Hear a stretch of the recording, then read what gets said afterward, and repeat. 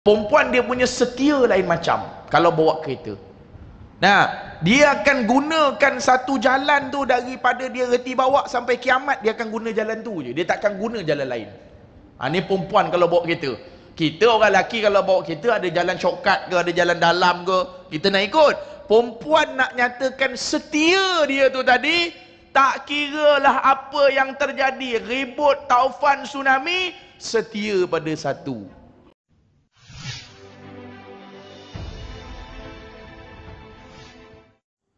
أعوذ بالله من الشيطان الرجيم بسم الله الرحمن الرحيم السلام عليكم ورحمة الله وبركاته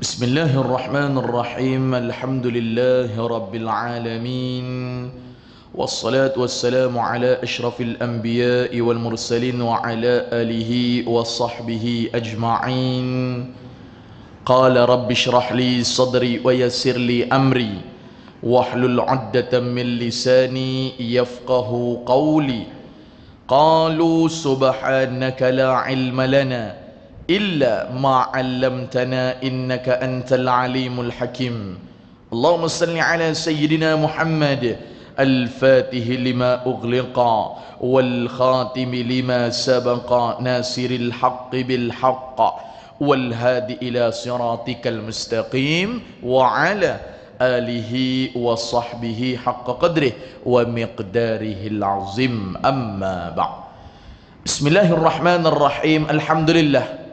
Pertama dan selamanya marilah bersama-sama kita merafakkan syukur kepada Allah Subhanahu wa taala kerana dengan izin dan limpah kurnianya alhamdulillah Allah Ta'ala masih memberikan pinjaman nafas kepada kita untuk bersama-sama sekali lagi pada malam yang penuh dengan keberkatan dan kemuliaan ini untuk kita berkumpul dan untuk kita berada di dalam sebahagian daripada majlis-majlis ilmu yang mana ibu-ibu, ayah-ayah, hadirin hadirat yang dirahmati oleh Allah, majlis ilmu kita tidak lain dan tidak bukan adalah sebahagian daripada taman-taman syurga yang dijanjikan oleh baginda Nabi kita Nabi Muhammad sallallahu alaihi wasallam. Alhamdulillah, syukur berbanyak-banyak.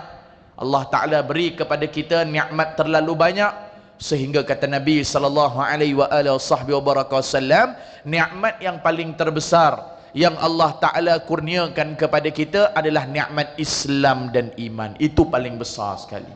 Tidak ada nikmat yang melebihi daripada satu nikmat yang terbesar selain daripada nikmat Islam dan iman. Itu nombor satu. Tak ada boleh beat lah. Nombor dua pula kata ulama, nikmat apa yang terbesar? Nikmat seorang insan, dia berbimbang-bimbang tentang persiapan bekal dia untuk dia bawa di dalam negeri akhirat sehingga tak sempat untuk dia bicarakan tentang hal orang lain. Maka kata ulama, inilah nikmat yang kedua yang terbesar. Kalau istilah dalam kitab dia panggil masyghul. Masyghul ni apa? Kalau kita berbimbang-bimbang, ataupun dalam bahasa kita hari ni sibuk-sibuk dah tentang persiapan diri kita sendiri. Tentang orang lain biar dululah ustaz, tak ada masalah. Saya lepas daripada balik kerja, lepas malam ni saya dapat maklumat ada kuliah maghrib. Lepas kuliah maghrib pula saya tunggu salat fardu isyak berjemaah. Nabi sebut siapa yang salat fardu isyak berjemaah, maka pahala dia, gandaan ganjaran yang Allah Ta'ala berikan kepada dia, seolah-olah dia beribadat setengah malam. Tu kata special kita. Buat sikit pahala banyak. Macam itulah. Nah, kerja sikit dia, tapi gaji subhanallah. Nak buat umpama, nak buat bandingan. Nah, siapa yang sembahyang isyak berjemaah, maka seolah-olah buat misal mudah-mudah lah, non-stop dia ibadat sampai pukul 12 malam ataupun 1 pagi, setengah malam. Dan Nabi SAW sebut, siapa dia pula yang jaga subuh berjemaah. Maksudnya ngam lah dua ni. Nah, isyak malam ni dengan subuh besok. Apa rapat maksud dia? Bukan isyak malam ni subuh hari Rabu depan. Bukan. Isyak malam ni tambah dengan subuh besok berjemaah. kata baginda Nabi sallallahu alaihi wasallam, seolah-olah dia beribadat sepanjang malam non-stop. Allahumma salli ala Sayyidina Muhammad. Jadi alhamdulillah, syukur banyak-banyak di atas segala nikmat Allah Ta'ala berikan kepada kita. Alhamdulillah. Ustaz datang lagi di dalam tempoh beberapa minggu.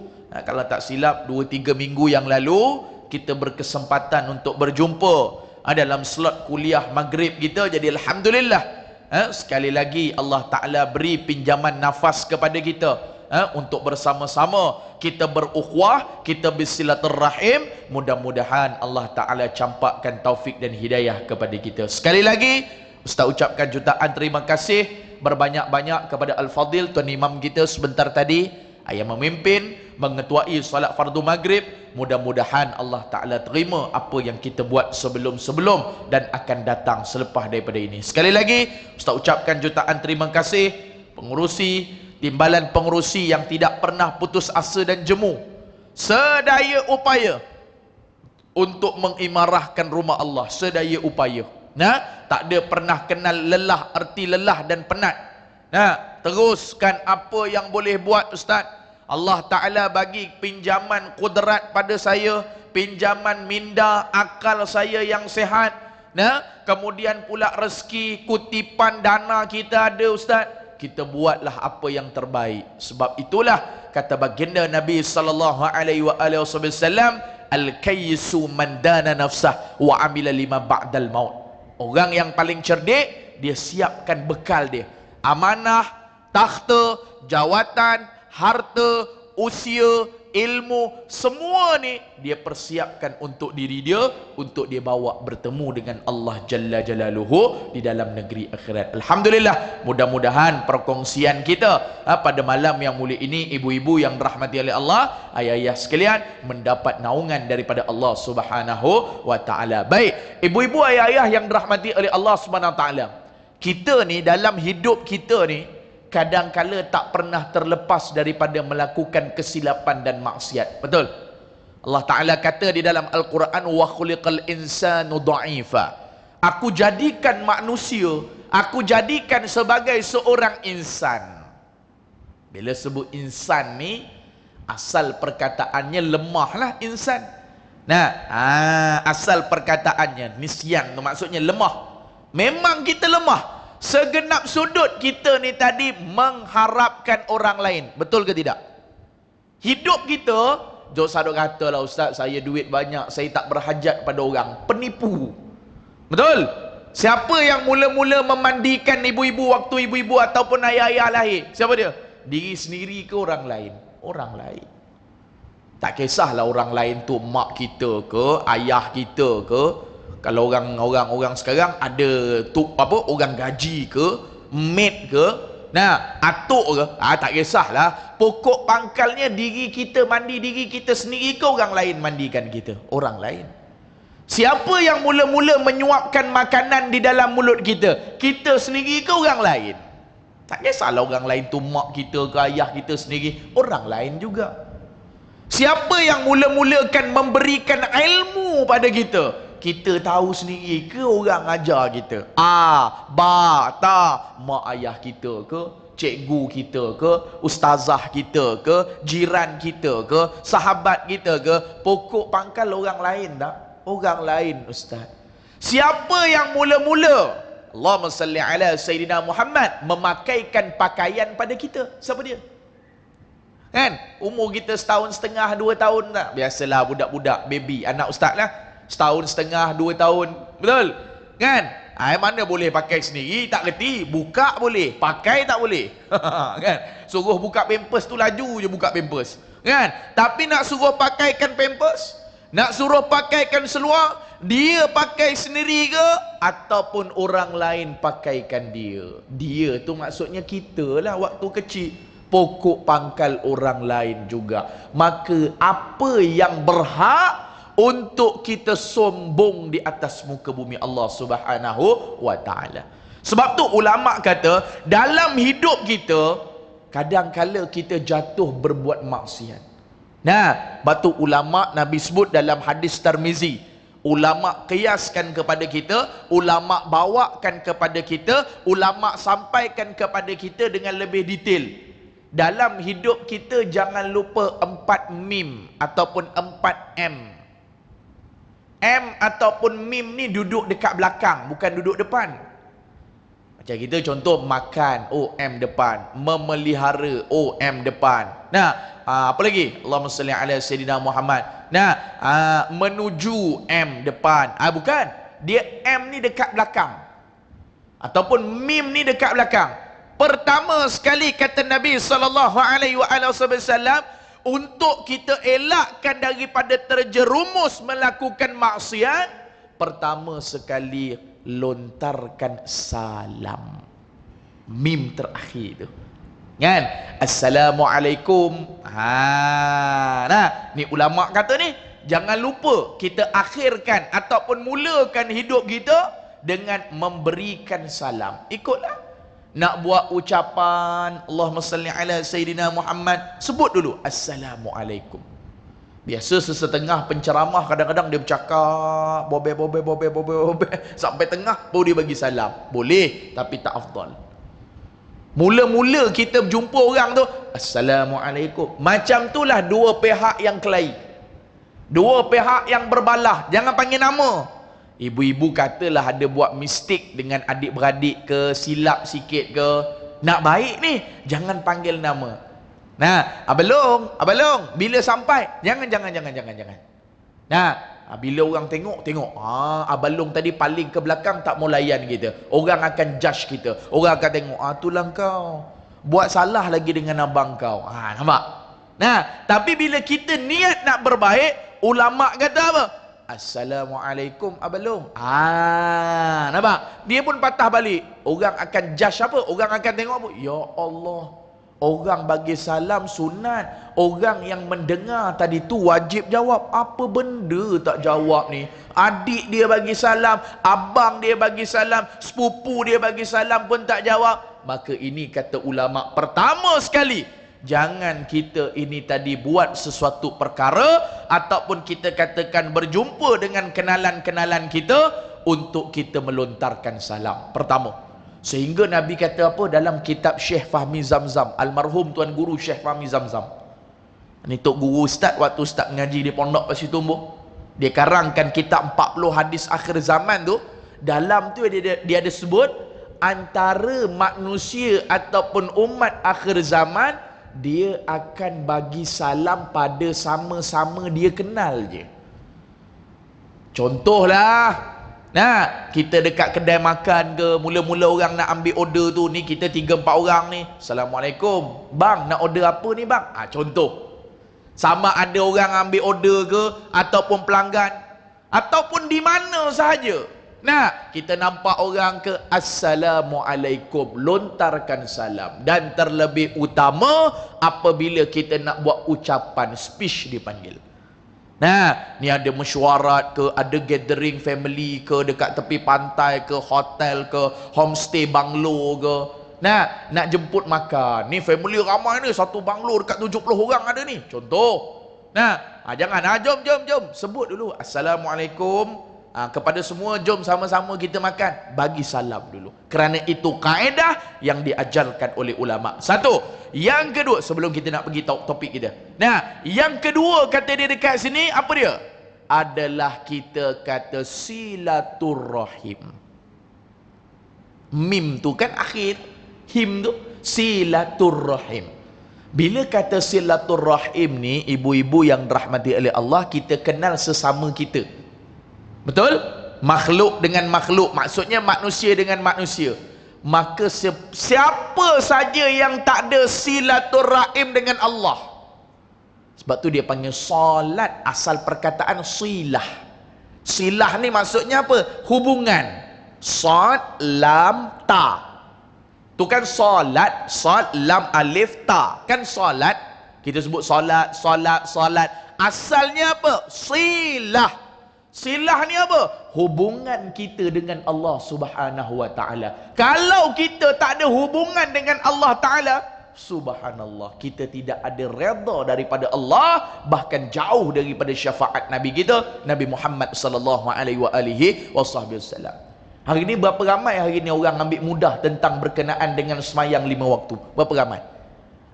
Ustaz, alhamdulillah, ayah-ayah yang dirahmati oleh Allah, dalam hidup Ustaz ada 3 cita-cita besar. Orang panggil target lah kalau dalam diri Ustaz lah.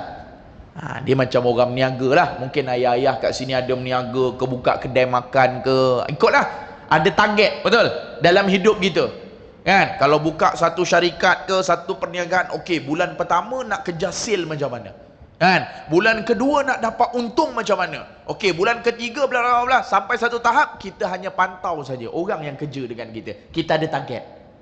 Macam tu juga dalam hidup Ustaz. Pertama, Ustaz target dalam hidup Ustaz, ataupun jadikan sebagai batu loncatan kepada anak-anak tuan-tuan, kepada saudara kita yang berada dekat luar sana ke, ataupun adik-beradik kita ke. Pertama, Ustaz niatkan dalam jiwa dan sanubari Ustaz, biar aku boleh naik atas mimbar, aku boleh baca khutbah, sama ada khutbah Jumaat, khutbah Aidilfitri, khutbah Aidil Adha, khutbah salat sunat gerhana, khutbah salat sunat gerhana bulan. Ikutlah. Gerhana bulan ke gerhana matahari, pokok pangkal Ustaz boleh baca. Itu target pertama saya. Nah, waktu saya mengaji dulu, tu target. Orang panggil visi saya. Nah, macam mana pun aku boleh baca, tak ada teks pun boleh baca. Sebab apa? Kita nak bagi hafal.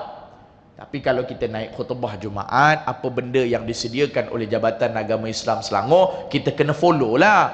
Cuma Ustaz nak gambarkan contoh, tiba-tiba tak ada teks ke, hilang ke, tercicir ke, AJK terlupa ke, boleh tak kita nak baca? Apa rukun dia? Ada 5 rukun khutbah.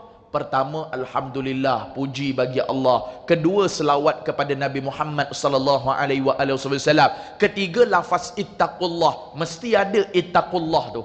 Kalau tak sebut ittaqullah, khutbah Jumaat tak sah, salat Jumaat pun tak sah, wajib kena buat balik semayang salat fardu zuhur kalau dah luar daripada waktu. Kalau masih dalam waktu lagi, boleh ulang balik khutbah, boleh ulang balik semayang. Sebab pada semayang Jumaat, kalau khutbah tak sah, semayang pun tak sah. Dia beza dengan Aidilfitri. Aidilfitri, kita semayang dulu baru khutbah. Semayang Jumaat, kita khutbah dulu baru solat. Nah, itu pertama dalam diri Ustaz. Nah, biar boleh. Nah, ittaqullah, 3 rukun ni. Kemudian 2 rukun yang terakhir pula, mesti baca mana-mana ayat Quran pada khutbah pertama dan khutbah kedua. Wal as, cukup dah. Inna anzalnahu fi lailatul qadr, cukup dah. Mesti kena ada ayat Quran. Dia panggil rukun. Tabbat siada abi lahabin wa tab, memadai dah. Iyyaka na'budu wa iyyaka nasta'in, memadai dah. 1 ayat daripada Quran. Dan rukun terakhir apa dia? Mesti doakan kepada seluruh muslimin dan muslimat satu dunia. Yang biasa kita tadah tangan tu waktu khutbah kedua tu, Allahumma ighfir lil muslimina wal muslimat wal mu'minina wal mu'minat al ahya'i minhum wal amwat innaka sami'un qaribun mujibud da'wat wa ya qadiyal hajat. Tu sampai habis. Bagi reti kita. Kan? Kita dah 2 tahun dah ni praktis jadi khutbah Jumaat. Khutbah Jumaat pula, khutbah hari raya dekat rumah sendiri, betul? Kan? Sebelum ni tak pernah jadi khatib. Kan, tiba-tiba tak boleh semayang raya Aidilfitri, tak boleh semayang raya Aidil Adha, kan, tahun ni dengan tahun lepas. Tiba-tiba nak baca khutbah, jangan main-main depan family sendiri pun. Kalau tak biasa, menggeletar. Menggeletar sampai apa? Sampai batang penyapu pun duk pegang juga. Jangan main-main. Ada yang pegang mop lagi, mabuk ketum betul. Mop pegang tongkat ni sunat, bukan rukun. Tak pegang pun sah semayang kita, khutbah kita. Tapi nak nampakkan kita nigah, semangat. Kita ni memang betul-betul nak baca dan nak sampaikan pada jemaah ataupun makmum depan kita. Jadi peganglah something. Ada yang pegang lah kadang-kadang Ustaz tengok paling tak tahan sekali, kayu golf pegang juga.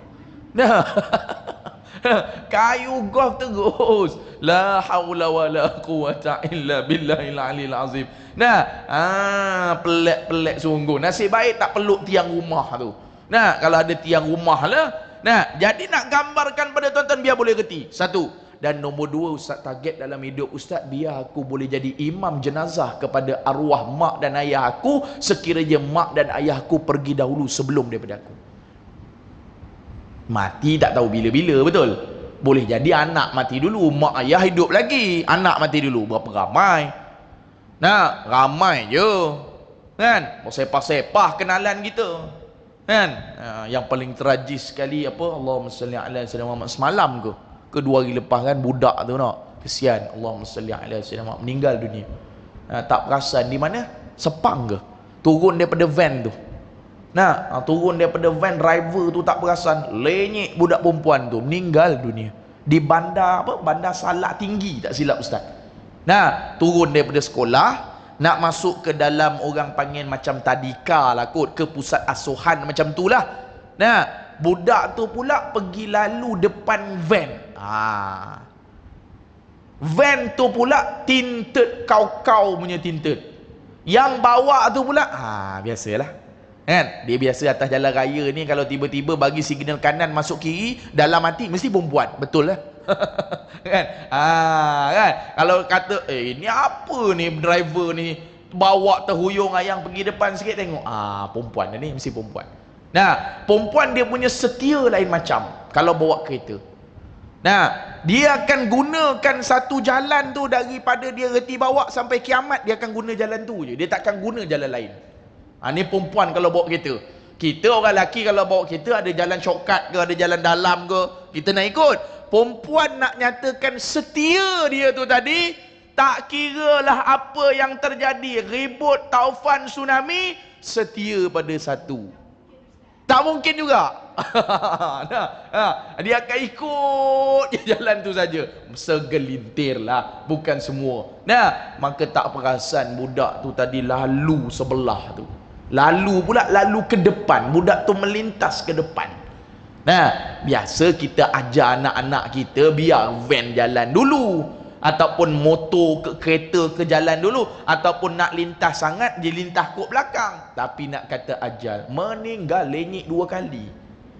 Nah, keluarga si mati tu minta kepada rakyat Malaysia untuk delete video tu. Kemudian nak nyatakan Allah Ta'ala takdirkan tu, di rumah yang bertentangan dengan pusat asuhan tu ada pasang CCTV. Nah, macam rumah dia berdempik lah, depan belakang rumah kan. Nah, jadi yang nampak kejadian tu bukan ada orang rakam ke apa, CCTV rumah depan pusat asuhan tu. Nah, dia ada tembak satu CCTV daripada dalam pergi keluar, nampak kejadian yang berlaku. Nah, umur baru berapa tahun? Allahumma salli ala sayyidina 10-11 tahun gitulah. Nah, Allah Ta'ala ambil nyawa dia. Maka Ustaz nak cerita dekat sini, dalam hidup kita orang lelaki, biar kita boleh reti urus jenazah mak dan ayah kita A sampai Z. Jangan tak reti. Nah, mak ayah kita meninggal dunia, mula-mula nak mandikan siapa? Kalau lelaki, mandi anak-anak lelaki. Kemudian kapan berapa helai? Orang lelaki 3 helai. Kalau orang perempuan 5 helai. Tetapi yang wajib cukup sehelai saja. Baik lelaki, baik perempuan. Jangan nampak had aurat. Kemudian nombor 3 apa? Solatkan dia. Solat, takbir pertama baca apa? Takbir kedua baca apa? Takbir ketiga baca apa? Takbir keempat baca apa? Maka biar boleh reti. Jangan sampai semayang jenazah pun tak tahu. Nah, niat pun tak tahu. Usalli ala hadzal mayyiti arba'a takbiratan fardu kifayah lillahi ta'ala. Kalau jenazah tu lelaki, kalau jenazah tu perempuan, usalli ala hadhil mayyitati arba'a takbiratan fardu kifayah. Kalau makmum lah, imam lah, lillahi ta'ala. Takbir pertama baca Fatihah, takbir kedua baca selawat Ibrahimiyah, takbir ketiga doakan kepada si mati. Kalau perempuan, Allahumma gfir laha warhamha wa'afiha wa'fu anha wa akrim nuzulaha wa wasi' madkhalaha. Jangan sampai tak reti daripada kalangan kita dan anak-anak kita. Ataupun kita masih punya ayah lagi sekarang ni, kita sebagai anak tak tahu. Kalau jenazah tu perempuan, tak kira lah mak kita ke, adik perempuan kita ke, kakak kita ke. Nah, Allahumma gfir laha. Kalau lelaki, Allahumma gfir lahu warhamhu wa'afihi wa'fu anhu wa akrim nuzulahu wa wasi' madkhalahu. Di baris tu belakang tu. Kalau ramai, ada 3 orang ustaz, Allah Ta'ala takdirkan saya kehilangan mak saya, ayah saya, adik perempuan saya serentak. Kenapa bang? Kemalangan ustaz. Innalillah. Maka 3 orang ada jenazah depan kita. Kita sebagai anak yang Allah Ta'ala takdirkan masih hidup, apa nak baca? Allahumma gfir lahum warhamhum wa'afihim wa'fu anhum wa akrim nuzulahum wa wasi' madkhalahum. Jangan bagi sampai tak reti. Malu kita. Belajar pandai, engineer, arkitek, bagus. Itu adalah satu kejayaan nisbah dunia. Tapi ulama kata, di saat mak kamu meninggal, ayah kamu meninggal, kamu sebagai anak menjadi imam, tidak ada hijab daripada Allah. Direct Allah Ta'ala terima.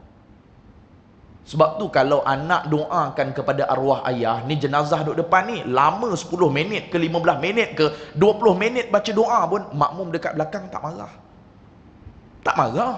Sebab apa? Memang tu anak dia. Memang tu yang mati tu mak dia. Tapi kalau contoh ustaz, imam, kan? Ustaz imam, contohlah kata surau mentarikot ni, yang meninggal siapa? Blok ni tingkat 10 contoh. Nah, meninggal siapa? Yelah, ustaz tahulah dia duduk sini, tapi jemaah pun tak berapa nampak. Nah, tak tahu, tapi tahulah dia duduk atas ni. Nah, kuliah pun tak rajin tengok subuh, zuhur, asar. Bukan nak buat perbandingan, oh ustaz, patutnya macam tu kita dakwah dia. Bukan. Nak gambarkan feel. Tak apa, biasa. Bismillahirrahmanirrahim. Alhamdulillah rabbil alamin wassalatu wassalamu ala asyrafil mursalin wa Allahumma ighfir lahum warhamhum wa'afihim atau Allahumma ighfir laha warhamha wa'afiyah wa sallallahu rabbana habis dah. Tak ada lama-lama dah. Kejap lagi nak pergi ke bumi pula, orang kubur tunggu dah. Tapi kalau anak dia, ya Allah, ya Tuhanku, keampunkanlah dosa mak aku ya Allah. Mak aku yang memberikan susu kepada aku ya Allah, yang membesarkan aku daripada kecil ya Allah, yang menjagaku hatta seekor nyamuk pun tidak diizinkan untuk menggigitku ya Allah. Di saat ini aku menadahkan ada tak orang marah? Lama pun tak apa, orang tak marah, sebab tahu tu anak dia. Maka Nabi SAW sebut, takkan ditolak doa tu. Sebab tu kalau ada anak-anak sekarang, pesan ni mak nak sangat ni, anak mak ni ada berapa ni? 4 orang, 3 lelaki, 1 perempuan. Ni 3 lelaki ni. Ada tak gambaran boleh jadi imam pada jenazah kita seandainya kita mati? Kalau ada, tahniah. Kalau belum ada, request, minta kepada mereka malam ini juga. Abang mak nak minta ni, tadi mak baru dengar kuliah Ustaz Nazri ni, mak nak minta supaya abang belajar semayang jenazah. Bukan mak kata mak nak mati, persiapan. Nah, ulama kata dituntut sangat-sangat untuk ingat mati. Bagus sangat ingat mati. Ingat sepanjang masa nak mati. Yang ulama larang minta mati. Tu ulama larang. Ya Allah, aku tak tahan dah pandemik ni ya Allah. Engkau kojolkanlah aku ya Allah. Contoh, jangan. Ulama marah, ulama makruhkan, setengah kata haram. Sama juga macam angan-angan. Ibu-ibu ada angan-angan tak orang panggil cita-cita? Ayah-ayah ada tak? Ustaz, saya kalau lepas dah okey ni Ustaz, saya nak pergi umrah. Nah, insya-Allah saya nak bawa anak saya pergi makan angin. Tak apa, tak ada masalah. Nah, ulama kata boleh. Yang tak bolehnya panjang angan-angan, melampau-lampau sangat. Nah, saya bercita-cita Ustaz, kalaulah ada rezeki Ustaz, saya nak naik ke bulan Ustaz. Usaha tak ada. Nah, saya kalau betul-betul lah Ustaz, saya nak buat rumah banglo sama macam Datuk Vida Ustaz. Kerja pun malah. Nah, contoh. Nah, Ustaz nak buat ibarat panjang duduk saja je dekat rumah, cari nafkah tidak, usaha tidak, apa benda pun tidak. Maka tu ulama larang. Maka bulai daripada malam ni minta. Siapa dia anak-anak tuan-tuan yang ada hari ni? Cuba Sebab tu anak-anak kita hari ni kena beratkan kepada agama. Akademik juga. Agama tu nombor satu. Tuan-tuan kata, Ustaz, kita kena seimbang Ustaz, dunia akhirat. Mana ada ulama' pernah cakap 50-50? Ulama' tak ada. Semua daripada kita hendaklah cari dunia 50-50. Ataupun kita hendaklah belajar ilmu agama ni seimbang 50 dunia 50 akhirat. Tak ada. Tak pernah jumpa dalam kitab-kitab. Kerana ulama' kata, kalau kita pandang arah utara, mana boleh dalam pada masa sama kita pandang selatan. Ataupun mudah sebutlah, sekarang Ustaz pandang tuan-tuan, dalam pada masa sama Ustaz nak pandang dinding belakang Ustaz ni, boleh? Nah, dalam pada masa sama Ustaz tengok sebelah barat, Ustaz nak pandang sebelah timur, boleh? Tak boleh. Jadi macam mana nak dapatkan 50-50 tu Ustaz? Mulut kita bohong je 50-50 tu. Kita cari rezeki berapa jam? Cari kerja. Kita bertugas 8:30 pagi sampai 5:30 petang. Berapa jam?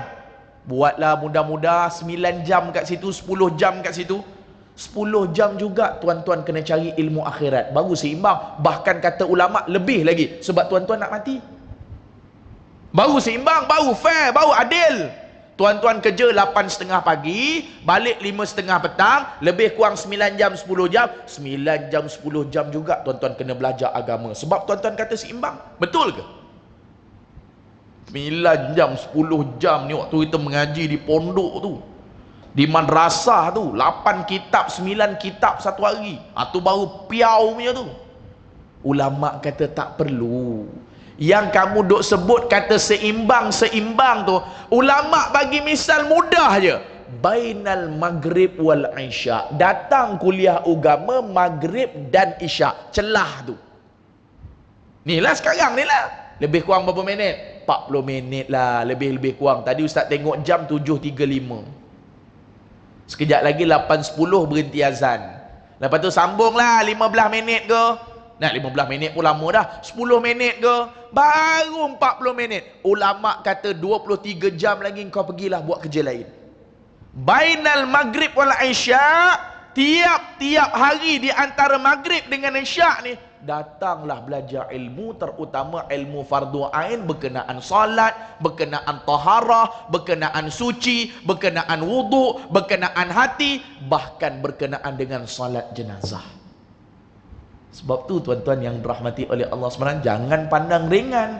Ini satu benda yang besar, kerana ramai hari ini daripada kalangan kita tuan-tuan bermudah-mudah dalam bab semayang, terutama anak-anak kita. Sebab tu Imam Syafi'i dia belajar 30 tahun, dia ambil adab, belajar adab saja 20 tahun. Imam Syafi'i. Nah, sebab tu Imam Syafi'i kata, aku tekankan adab dulu. Kerana orang ada adab, insya-Allah ada ilmu. Tapi orang ada ilmu belum tentu ada adab. Contoh Iblis. Iblis ilmu bapok banyak, tapi adab tak ada. Iblis ilmu banyak. Betul? Ustaz dengan ustaz dia bagi kelahi, pengurusi dengan pengurusi dia bagi bergaduh, AJK dengan AJK dia bagi bergaduh, pomen kereta dengan pomen kereta dia bagi dengki. Betul? Iblis punya kerja, dia cari standard yang sama. Nah, ni kata Iblis ni cukup licik, tapi Iblis tak ada adab.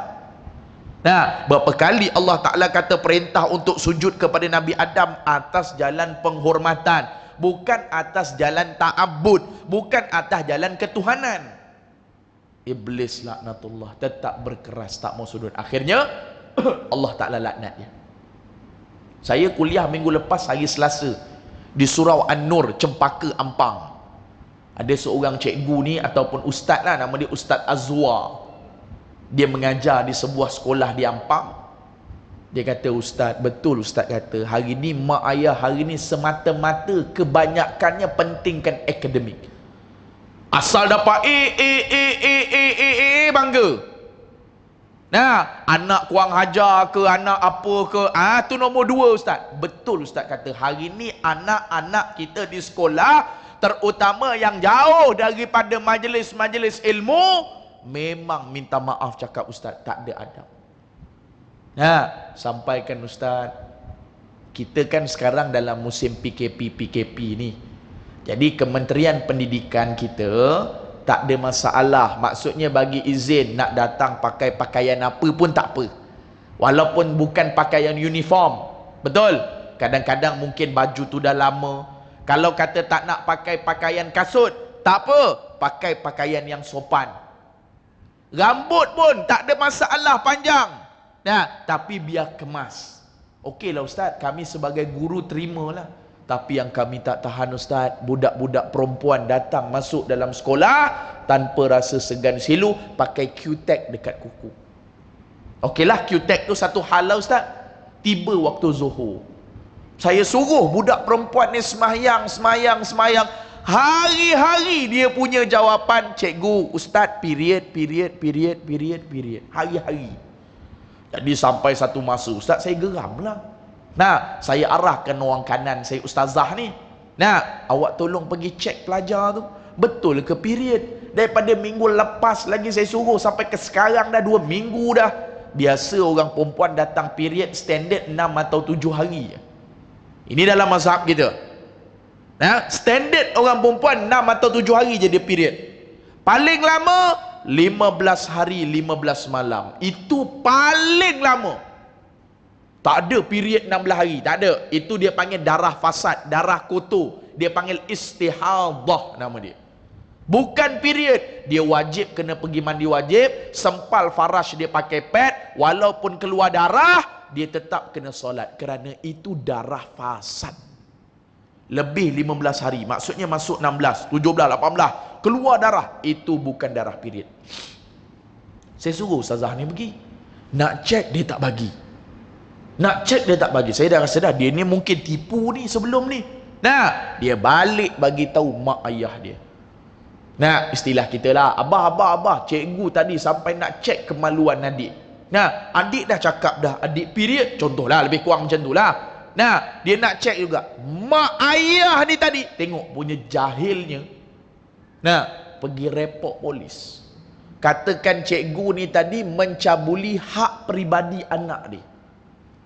Pergi buat report balik. Ustaz Azwar ni cerita dengan saya, Ustaz, tak pasal-pasal saya dengan ustazah tu kena naik balai.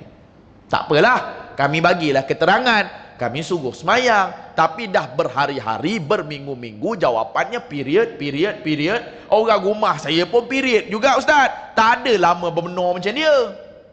Nah, jadi Ustaz, tuan-tuan yang rahmati Allah, selesai cerita tepi, satu tempoh masa lagi, sekali lagi saya suruh budak perempuan ni, dia sound saya. Dia kata, Ustaz tak payah nak suruh saya solat lah Ustaz. Ni nak kata silaturrahim ni. Nah, solat kita dengan Allah, silaturrahim sesama kita. Ustaz tak payah suruh saya solat lah. Saya sendiri tak pernah nampak mak ayah saya solat dekat rumah. Ni dia cakap tuan-tuan. Budak cakap macam ni. Ustaz nak suruh saya solat. Mak ayah saya pun tak pernah suruh saya solat. Siapa awak? Seolah-olah. Tapi dia cakap dalam English. Speaking English. Nah, macam gitu. Who are you? Macam itulah. Nah, budak-budak sekarang kan. Nah, engkau siapa? Macam tu seolah-olahnya. Tapi dalam bahasa Inggeris. Nah, my parents pun tak pernah suruh saya semayang. Macam, who are you? Macam, siapa engkau nak suruh aku? Macam tu istilah. Terkedu saya Ustaz. Betul lah Ustaz kata, apabila seseorang manusia dia ada adab, tentu dia ada ilmu. Tapi budak ni cerdik di sekolah Ustaz. Betul Ustaz kata, dia belum tentu ada adab. Maka sebab tu tuan-tuan yang dirahmati Allah, tekankan bab salat. Nah, berjaya macam mana pun bukan tanda ukur dia kalau kita meringan-ringankan dalam bab solat. 2. Dan ketiga, saya target dalam hidup saya tuan-tuan. Saya target ni doa ni saya pernah doa 4-5 tahun yang lalu dalam bulan Ramadan 10 malam terakhir. Rupanya Allah Ta'ala baru bayar saya Khamis lepas. Hari ni Sabtu, semalam Jumaat, Khamis. Betul lah kan doa kita ni. Nabi kata, umat aku punya doa, kalau dia tadah tangan, confirm Allah Ta'ala makbul. Tapi dengan 5 cara. Betul lah tuan-tuan, kita duk mengaji hadis tu. Nah, betul. Memang sungguh betul. Betul tu bukan sebelum ni tak percaya. Betul-betul Tuhan bagi pada saya. Pertama, kita doa nak apa, Allah Ta'ala bagi yang tu. Yang kedua, kalau kita doa tak dapat tuan-tuan, Allah Ta'ala gantikan dengan lebih baik. Dua, kadang-kadang tuan-tuan doa yang kita minta lambat atau cepat. Tiga, yang keempat tuan-tuan, kadang-kadang doa tu tak dapat dekat kita. Kita doa tapi pergi dekat anak cucu cicit kita, dia panggil zuriat.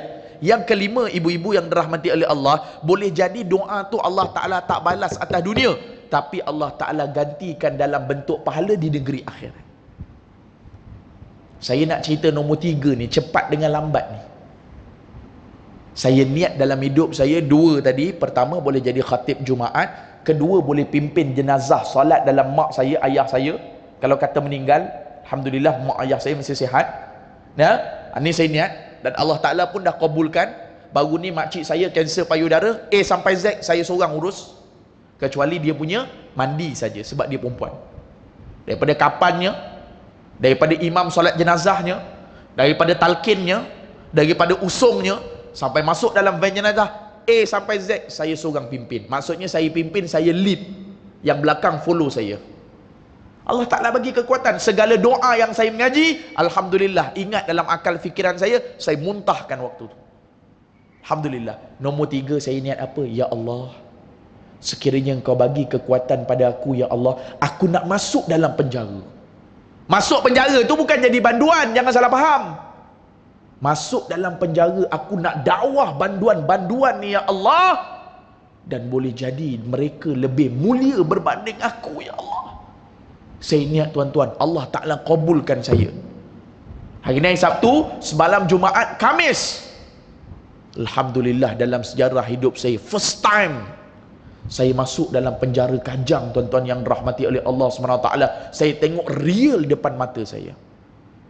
Alhamdulillah tuan-tuan, yang duduk depan saya tu hampir dekat 100 orang banduan. Banduan penjara Kajang paling ramai dalam Malaysia. Sekarang 6,000 banduan. 95% semua orang Islam, semua orang Melayu kita. Ni, saya bawa lagi ni. Kebetulan. Surat jemputan daripada Jabatan Penjara ni. Betul-betul ni. Nah, ada lagi ni.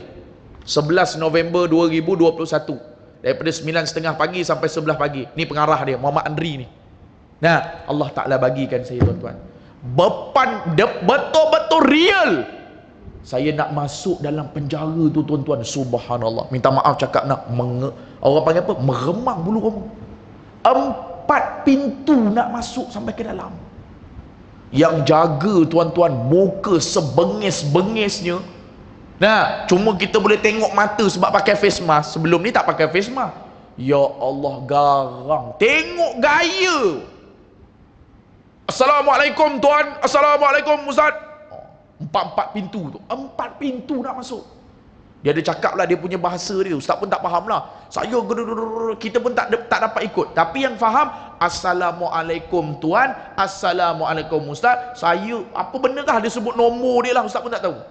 4 pintu tuan-tuan. 4 yang jaga. Ya Allah, garangnya muka. Ustaz rasa bawah sikit muka dia orang ni daripada malaikat Malik Zabaniyah jaga pintu neraka ni. No, garang. Dia tak kira engkau ustaz ke, engkau maktab ke, dia punya SOP dia straight to the forward. Berapa kali ustaz kena cek? Pegawai-pegawai dia tak kena cek lah, sebab dia dah tahu. Nah, sebab memang bertugas dalam tu. Kita tak boleh bawa telefon ni, duit, kunci, semua kena letak. Bawa kitab je. Nah, masuk tuan-tuan, pintu pertama, kok bunyi, brrr, dia tarik pintu. Masuk pintu kedua pula, tung, dia tutup tu, pakai mangga tu. Nah, ni ada 3-4 orang ni, dah mula meremang dah. Nah, banduan penuh kiri kanan. Nah, tapi sebab dia hormat kita lah, ni pegawai-pegawai ada ni, duk pegang macam ni lah. Betul tuan-tuan, minta maaf ustaz cakap dengan tuan-tuan, penjara Kajang dalam tu memang nakkan sangat siapa-siapa boleh bantu, terutama NGO. Ni ada live ni kuliah ustaz ni. Siapa-siapa yang nak bantu, pertama daripada sudut pakaian. Pengarah sendiri bagi tahu dengan ustaz, pakaian tak cukup. Satu sel tu 10 kali 10. Ruangan tu 10 kaki kali 10. Lebih kurang lah 20 orang duduk dalam tu. Situ berak, situ makan. Macam mana tuan-tuan tengok dalam TV tu bersih. Dalam sel tu. Ni Allahumma salli ala sayyidina. Minta maaf nak kalau bahasa ustaz ni kasar nak. Ustaz rasa kalau letak kucing kat situ, kucing pun qalu innalillah aku rasa. Dalam sel terlalu kotor sangat. Bukanlah terlalu kotor tu dengan makna apa. Dah dekat situ tak payah cakap orang lain. Kalau kita ruangan tak ada, tapi luar-luar tu subhanallah bersih. Satu daun pun tak ada, satu biji batu pun tak ada, satu pasir pun tak ada. Naik tangga tu bersih sebersih, tapi dalam sel. Allahumma salli ala sayyidina Muhammad. Ustaz, tuan-tuan, ustaz sampai dekat situ tuan-tuan, ni duduk depan ustaz ni. Nah, ada baju merah, baju hijau, baju kuning, baju Melayu, macam-macam. Nah, ustaz naik tuan-tuan, sebelum tu minta izin, boleh tak ustaz nak round? Dia 3 tingkat. Dia ada tempat lagi satu. Ustaz masuk ni special punya tempat tapi kecil sikit. Nah, sebab sekarang SOP tak boleh buat ramai-ramai. Dia dalam kedudukan yang kecil. Ustaz masuk tuan-tuan, ya Allah. Minta maaf cakap tuan-tuan. Nah, betul lah dia kata pakaian tak ada. Ustaz datang kelang kabut banduan dalam tu. Pakai tuala good morning je tutup Angry Bird. Nah, betul. Ni besar ni je. 3 jari, 4 jari je tuala good morning tu. Sebab tu kalau ada yang tengok live ni, nah, yang nak pakat dengan ustaz untuk bagi baju ke, sponsor ke, ataupun duit ke, apa ke, lepas ni boleh kontak ustaz ataupun boleh jumpa ustaz. Kita pergi jumpa ketua pengarah terus. Ustaz baik dengan dia orang. Nah, insya-Allah kalau betul-betul niat kita ikhlas, Allah Taala mudahkan. Memang terlalu dhaif sangat. Tuan-tuan, alhamdulillah Allah Ta'ala berikan kekuatan pada ustaz waktu tu. Beberapa orang daripada banduan meniti air mata. Dan ketika mana ustaz pergi ziarah kali kedua, Allah Ta'ala bagi kekuatan kepada ustaz tuan-tuan. Ada seorang, rasanya orang Sabah, pengarah bagi tahu, ustaz, saya dengar ustaz ceramah tadi, saya nak peluk Islam. Dia ada yang boleh dengar ceramah ustaz, ada yang tak boleh duduk dalam kuliah ustaz, tapi dia orang boleh dengar daripada sel-sel tepi tu. Kita katalah contoh macam ni, tempat ustaz buat tu, tepi-tepi tu sel open, tapi dia orang tak dibenarkan untuk duduk depan ustaz ni. Depan ustaz ni dia ada kriteria dia. Mungkin 5 tahun ke atas ke, ataupun orang-orang yang terpilih. Maksudnya dah baik sikit. Yang dalam-dalam tu semua masih baru lagi. Dalam perjalanan nak balik tuan-tuan yang dirahmati oleh Allah, ada seorang ni, ustaz, saya dengar ceramah ustaz tadi ustaz, saya nak peluk Islam. Kata pengarah ni tadi, Tuan Mawardi ni tadi, dia kata ambil nama dia, kita akan bawa dia untuk jumpa ustaz. Allahumma salli ala sayyidina Muhammad. Tuan-tuan, inilah yang pernah ustaz niat satu ketika dulu, tuan-tuan yang dirahmati oleh Allah, untuk kita berikan semangat pada mereka. Dan tuan-tuan yang dirahmati oleh Allah, ustaz tanya yang ada di hadapan ustaz tadi tu, semuanya berpunca daripada najis dadah. 90% kalau kata bunuh orang pun sebab dadah. Menyamun pergi bank ke, menyamun gagut orang ke, pecah rumah orang, punca dadah. Dan pengarah bisik pada ustaz, ustaz, depan ustaz tu ada datuk-datuk yang kadang-kala rasuah, yang ada macam-macam. Cuma ustaz tak boleh nak nampak sebab dia orang pakai face mask, tak boleh nak kenal sepenuhnya. Nah, ustaz, tapi satu benda lah ustaz, saya minta pada ustaz, ustaz cuba sampaikan satu benda, kata dengan banduan ni jangan datang lagi ke sini lagi. Kerana ada di hadapan ustaz nanti 30 kali masuk penjara Kajang dah. 30 kali. Janji dengan saya ya, katalah tahun 2000, jangan datang lagi. Janji tuan, terima kasih tuan, saya dibebaskan. 2002 jumpa balik. Keluar 2004 datang balik. Kata dia sekarang, dulu lain, sekarang setiap banduan yang keluar terus dapat duit zakat RM150. Macam aku kuliah dah pula, 150 dapat. Katalah contoh hari ni dibebaskan, terus dapat RM150. Untuk apa? Pertama, untuk balik ke pangkuan keluarga. Yang kedua, untuk safar. Yang ketiga, untuk apa? Untuk dia belanja makan. Tapi Ustaz, kadang-kadang sedih, 150 tadi tu yang kita didik, yang kita tarbiyah, akhirnya terkona ke tempat lain Ustaz, terjerebak lagi dengan najis dadah. Dan Ustaz berkesempatan untuk tanya, ni abang-abang yang ada depan Ustaz ni, Ustaz nak tanya satu benda, siapa dia di saat dia main dadah, jual dadah ke, proses dadah ke, hisap dadah ke, tukang hantar dadah ke, waktu tu dia jaga solat 5 waktu sehari semalam, siapa? Tolong angkat tangan kalau ada. Siapa dia? Tolong angkat tangan kalau ada. Ustaz ulang 3 kali. Waktu dia tengah main dadah ke, jual pil kuda ke, masuk disko ke, pusher ke, hantar barang ke, subuh tak tinggal, zuhur tak tinggal, asar, maghrib, isyak, tak ada seorang pun angkat tangan. Maksudnya apa? Betul lah, daripada dia tak solat, Allah Ta'ala buka pintu-pintu keburukan dia. Sebab tu tuan-tuan yang rahmati oleh Allah, first kali solat, tak ada excuse.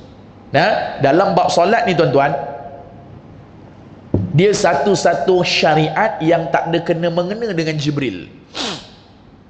Okey, lain-lain ibadat kita semua ada wahyu. Solat kita tak ada wahyu. Asalnya 50, pergi pada 5 saja. Dan Nabi kata 5 ni sama pahala dia macam 50. Nah, beruntung kita. Kita kalau boleh nak suruh Nabi naik lagi, minta kosong kalau tak payah semayang, senang. Nah, tak payah semayang, maknanya hubungan kita dengan Allah tak ada. Sebab tu yang kedua silaturahim kita. Nah, 2 mim terakhir. Yang ketiga apa? Ta'am, jamu orang makan. Okey, jamu orang kalau orang datang dan sebagainya. Yang keempat apa dia tuan-tuan yang rahmati oleh Allah? Keempat, qiyam, bangun malam. Tu mim terakhir tu. Pertama apa dia tuan-tuan yang rahmati oleh Allah? Salam. Kedua apa? Silaturahim. Ketiga apa? Kita katakan qiyam. Yang keempat apa? Ta'am, jamu orang makan. Sebab tu dalam hidup kita ni tuan-tuan yang rahmati oleh Allah, kadang-kala kita melampaui batas. Nah, kita kadang-kala selalu membuat perkara-perkara yang jauh dan terkeluar daripada track yang Nabi SAW tetapkan. Sebab tu Nabi kata, untuk mendapatkan rahmat dan syafaat aku, jangan lupa sunnah aku yang terbesar. Mana? Pertama kata Nabi SAW, jaga tahajud. Tahajud ni the most important dalam hidup kita. Bahkan sebilangan ulama kata, lepas daripada 5 waktu ni, yang betul-betul berat sikit apa? Daripada sudut harian, tahajud. Yang dituntut, kalau dalam kitab fiqh dia tulis semayang hari raya Aidil Adha, itu jatuh ranking nombor 1 pada bab semayang sunat. Sebab tu paling penting. Bukan penting macam mana, besar pahala dia. Tapi kalau nisbah harian, tahajud nombor 1. Maka jangan lupa, kerana tahajud akan memberikan cahaya kita kepada wajah kita, muka. 1. Yang kedua, memberi kelapangan dalam kubur. Dan yang ketiga, memudahkan urusan kita. Tahajud jangan tinggal. Nah, 5 minit, 10 minit sebelum azan subuh berkumandang, semayang. Bukan macam bulan puasa. Tuan-tuan nak kena bangun pukul 4 pagi, kalau boleh bangun lebih baik. Nah, cukup dengan tuan-tuan bangun 10 minit. Nah, 15 minit sebelum daripada azan subuh berkumandang. Sekarang 5.50 subuh, 5.30 bangun, semayang tahajud. Tuan-tuan akan rasa macam mana bezanya hari itu tuan-tuan semayang dengan tuan-tuan tak semayang tahajud. Tuan-tuan akan rasa. Nah, pertama. Dan yang kedua kata Nabi SAW, untuk jadikan hidup kita ni mudah, untuk jadikan hidup kita ni lapang, kata Nabi SAW, jangan tinggal solat sunat duha. Jangan tinggal. Duha ni antara satu-satu semayang yang Nabi tak buat di rumah. Nabi banyak buat di masjid dan surau. Kalau zaman kita mudah sebut macam tu. Semayang qabliyah, ba'diyah, apa lagi? Hajat, taubat, Tasbih Nabi banyak buat dekat rumah. Tapi sembahyang yang Nabi banyak buat dekat masjid surau, duha. Paling afdal 10 pagi. Kalau tuan-tuan kerja dalam tugasan, minta izin dulu, sebab tu benda sunat. Minta izin. Siapa in charge? Ustaz, saya kerja dengan Panasonic lah Ustaz. Okey, bos awak bagi tak 10 minit? Bagi Ustaz. Nah, dia kata tak apalah, 10 minit je kan kau sembahyang duha. Lepas tu masuk balik. Okey, boleh. Kalau tak bagi, jangan pergi solat. Kerana kita dalam waktu mencari rezeki. Kecuali sembahyang yang wajib. Zuhur, bos kita kata, kau tak payah sembahyang, tak payah sembahyang, buat kerja dulu. Tak perlu dengar. Kerana itu kewajipan kepada kita. Dia bagi ke tak bagi ke, wajib kena tunai.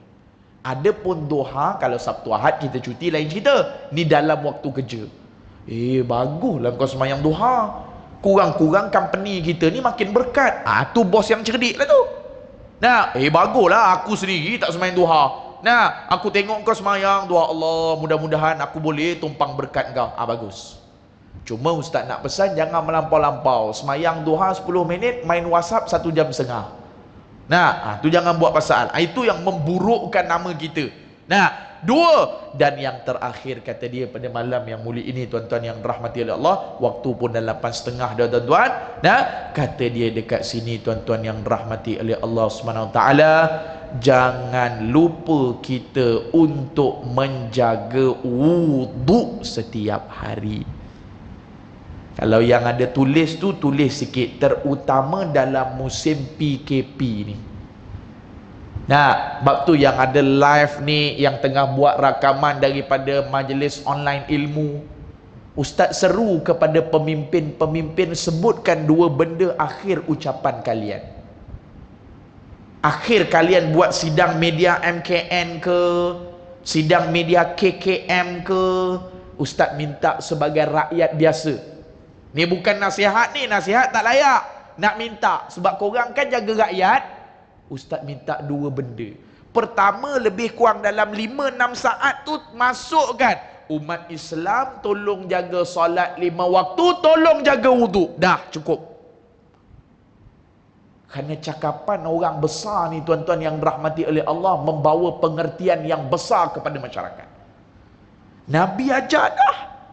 Kita hari ni sibuk pakai hand sanitizer. Bagus, tak ada masalah. Tapi wuduk sejauh mana kita jaga? Ambil tangan, basuh pergelangan tangan berapa kali bersih? Masuk air dalam mulut, masuk air dalam hidung, istinsyak madmadah, ambil pada bahagian muka, semua 3 kali ni. Ambil pula bahagian tangan hingga marafiq siku, ambil pula air tadah pula dekat paip tu, kepala 3 kali, ambil pula telinga 3 kali pula. Dah 6 dah, kiri kanan dah. Ambil pula bahagian pada bahagian kaki, menyelat-nyelati. Berapa kali tangan kita sanitize tangan kita? Sebab tu tuan-tuan yang dirahmati oleh Allah SWT, ambillah kesempatan yang ada. Percayalah, orang yang jaga wuduk, Nabi kata dia akan sentiasa duduk dalam naungan malaikat dan sentiasa doa dia Allah Ta'ala mudah nak terima. Nah, duduk dalam naungan Allah, duduk dalam naungan malaikat. Kan? Jangan main-main sekarang ni. Sekarang ni nampak-nampak kes dah mula meningkat balik. Kan? Tu nak kata tu. Nah, belum lagi masuk kalau kata meningkat balik, minta-minta jauh lah. Nah, katanya had sekatan sosial saja yang akan dihadkan. Tapi tak boleh pegang juga. Kalau dah macam hari tu 15,000, 16,000, dia kira apa?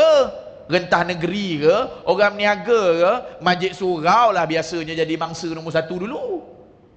Orang lain buat penyakit, kita dulu yang kena. Maka ni antara persiapan kita. Tambah-tambah lagi, kita tak lama lagi nak PRN Melaka kita ni. Pakat-pakat jaga wuduk lah bagi orang yang pergi nak mengundi. Dan juga kita katakan, jagalah solat bagi semua yang hadir dekat situ.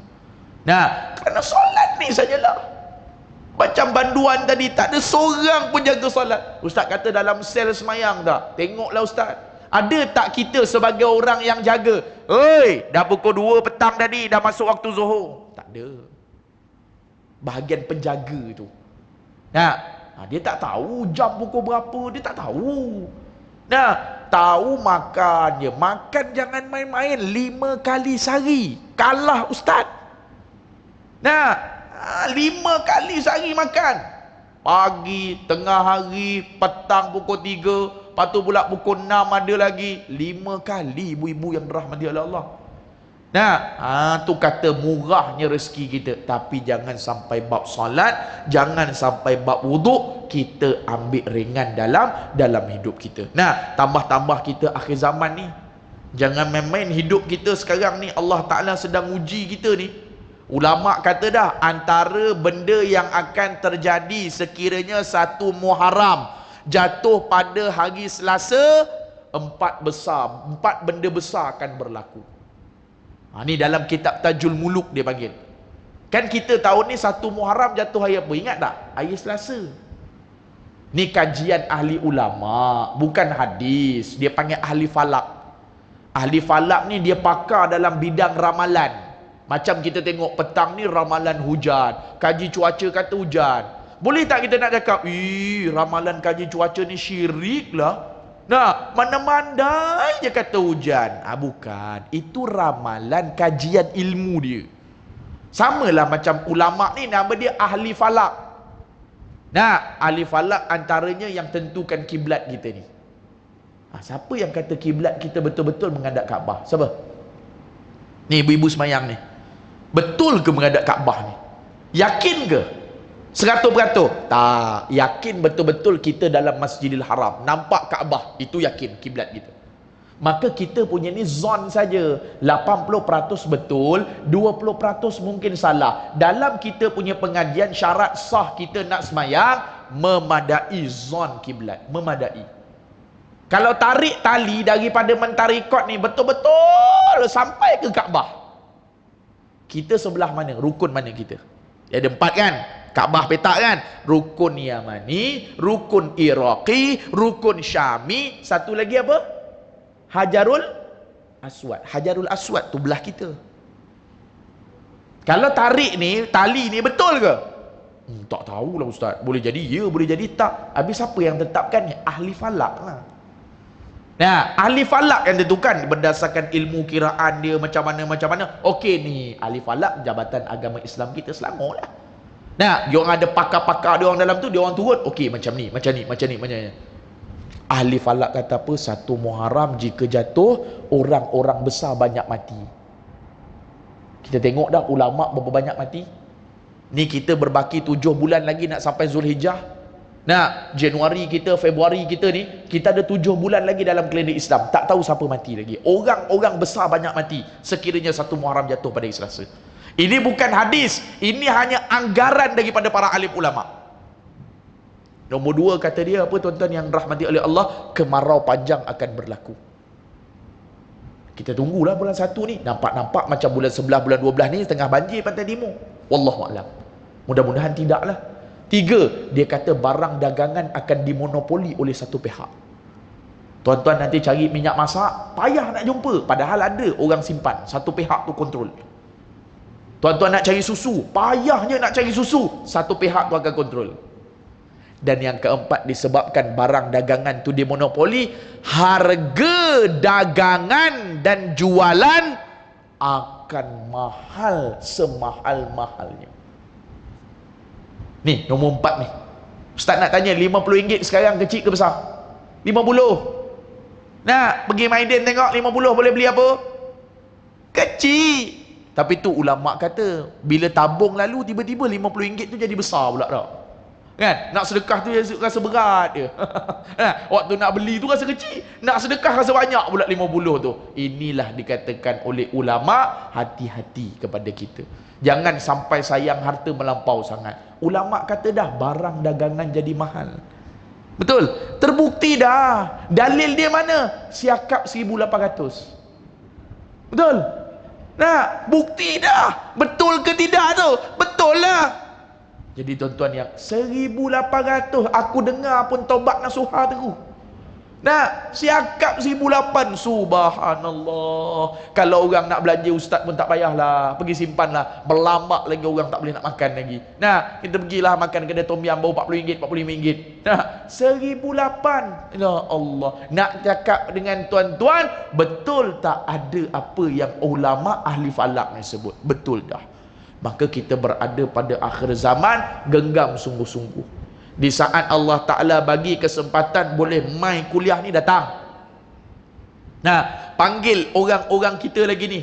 Nah, yang bersepah-sepah ni. Tadi Alhamdulillah Ustaz sempat dakwah. Abang-abang security kita tengah duk jaga tu, kalut-kalut maghrib tu.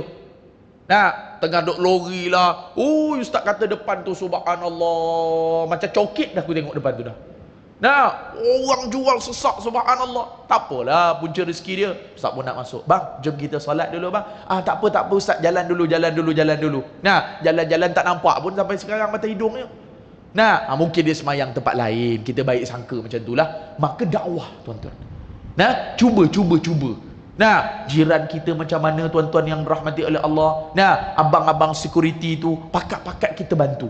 Bukan kita duduk dalam kelompok kita saja. Mudah-mudahan insya-Allah Allah Ta'ala bagi kejayaan kepada kita fid dunya wal akhirah. Cukuplah tuan-tuan yang dirahmati oleh Allah. Untuk malam ni insya-Allah ada rezeki nanti kita ketemu lagi pada kuliah-kuliah yang akan datang tuan-tuan yang dirahmati oleh Allah. Segala yang baik tu datang daripada Allah, yang salah dan silap tu datang daripada ustaz. Insya-Allah kalau ada rezeki nanti kita ketemu lagi pada kuliah-kuliah yang akan datang. Sekali lagi, jika ada mana-mana pihak ataupun individu ataupun NGO ataupun persatuan yang nak bersama-sama dengan ustaz, yang ustaz katakan tadi, untuk bantu Jabatan Penjara Kajang terutamanya daripada sudut bantuan pakaian, kemudian kita katakan pekakas mandi mereka seperti berus gigi, ubat gigi dan sebagainya, jadi boleh hubungi ustaz lah, jangan malu-malu.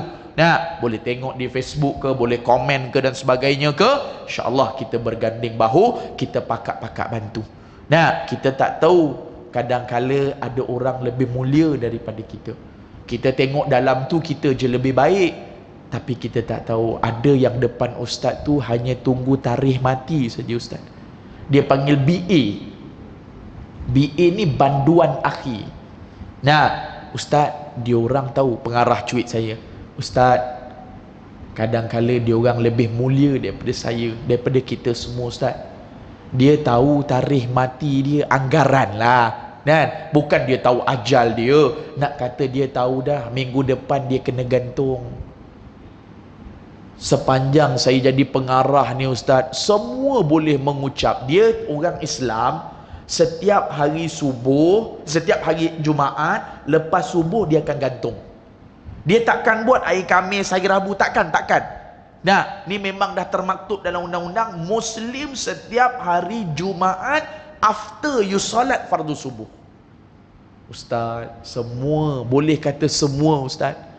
Asyhadu an la ilaha illallah wa asyhadu anna Muhammadar Rasulullah. La ilaha illallah. Pum, mati. Boleh mengucap kalimah la ilaha illallah. Tapi kita ustaz, kita tak tahu lagi. Sebab tu ustaz, ni pengarah pun dia share dengan ustaz lah. Kadang-kala betul mereka melakukan kesilapan ustaz. Kadang-kadang geram ustaz, 20 kali 30 kali masuk penjara ustaz, rasa nak tumbuk je muka ustaz. Tapi ustaz, ada daripada kalangan mereka yang jauh lebih mulia daripada kita ustaz. Nah, jadi tuan-tuan yang dirahmati oleh Allah, apa yang ustaz nak sebut, kita jangan duduk pada tangga yang selesa.